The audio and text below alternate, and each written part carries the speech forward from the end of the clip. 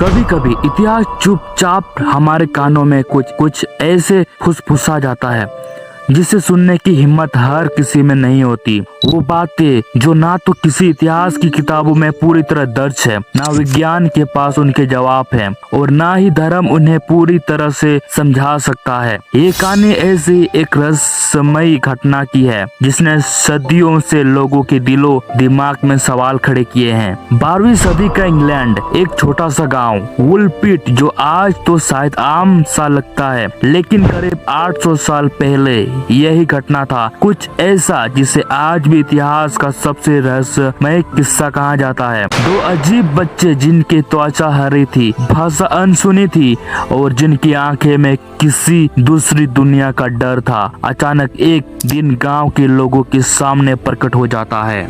उस समय इंग्लैंड में किंग स्टीफन का शासन था। ये एक उथल पुथल भरा समय था जिसे इतिहास में द एनार्ची के नाम से जाना जाता था। युद्ध, भूख और अराजकता से जूझ रहे देश में एक छोटा सा गांव जिसे वुलपीट अपेक्षाकृत शांत था। लेकिन फिर एक दिन खेतों में काम कर रहे किसानों की नजर उन दो बच्चों पर पड़ी, एक लड़का और एक लड़की।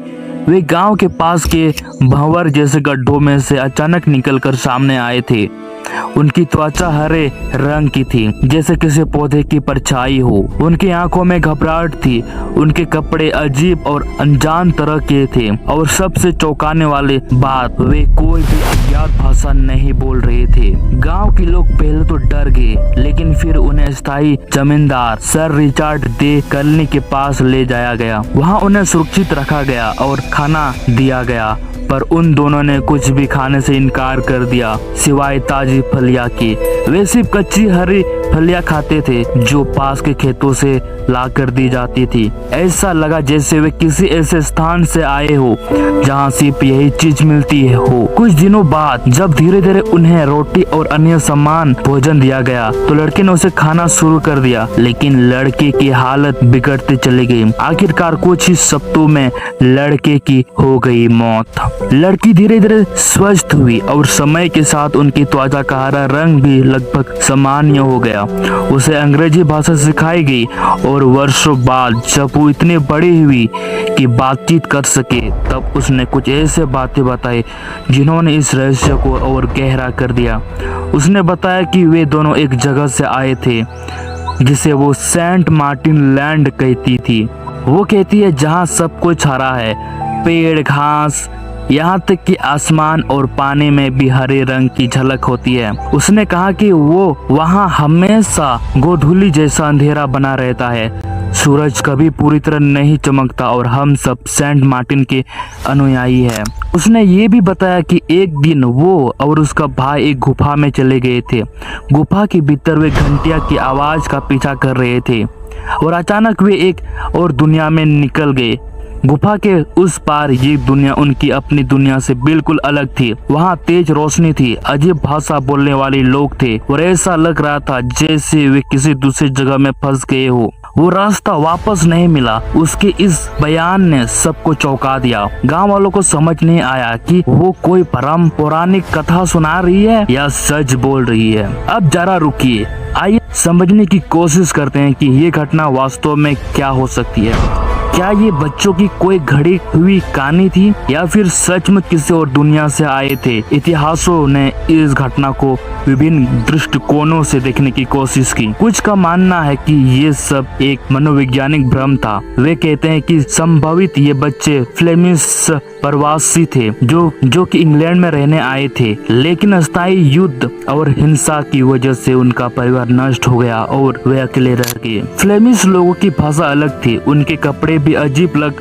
सकते थे और अगर वे लंबे समय से भूखे थे तो शरीर में आयरन की कमी की वजह से हरे रंग की त्वचा हो सकती है, जिसे चिकित्सा विज्ञान क्लोरोसिस कहती है। लेकिन फिर सवाल उठता है, अगर ऐसा था तो वे गुफा और घंटिया की बात क्यों कर रहे थे? उनके कहे अनुसार घंटिया की आवाज कल्पना नहीं थी, बल्कि बहुत सटीक अनुभव था। क्या ये किसी अंतर आयामी ट्रांजिशन का संकेत है? अब जरा दूसरी थ्योरी पर गौर करें। कुछ आधुनिक रहस्यवादियों और यूएफओ शोधकर्ताओं का मानना है कि ये बच्चे वास्तव में एलियन थे। हाँ, एलियन किसी और ग्रह से या फिर किसी पैरेलल डिमेंशन से आए जीव।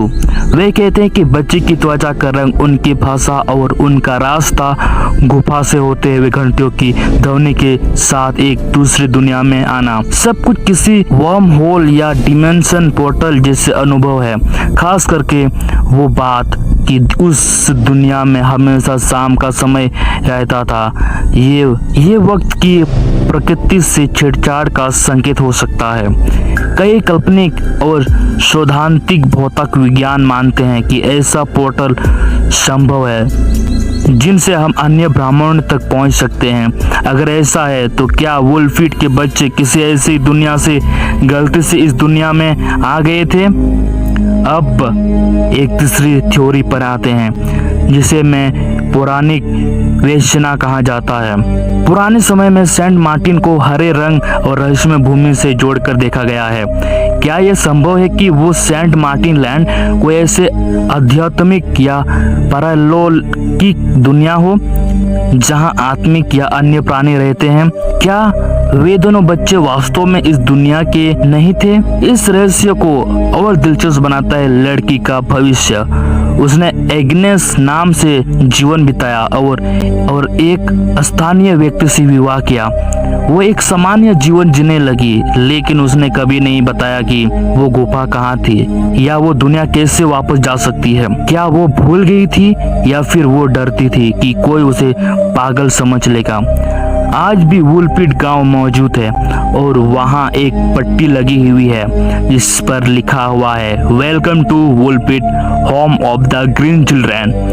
ये कहानी आज भी इंग्लैंड की लोक कथाएं, विज्ञान फिक्शन कहानियों का शोध पत्रों में जिंदा है।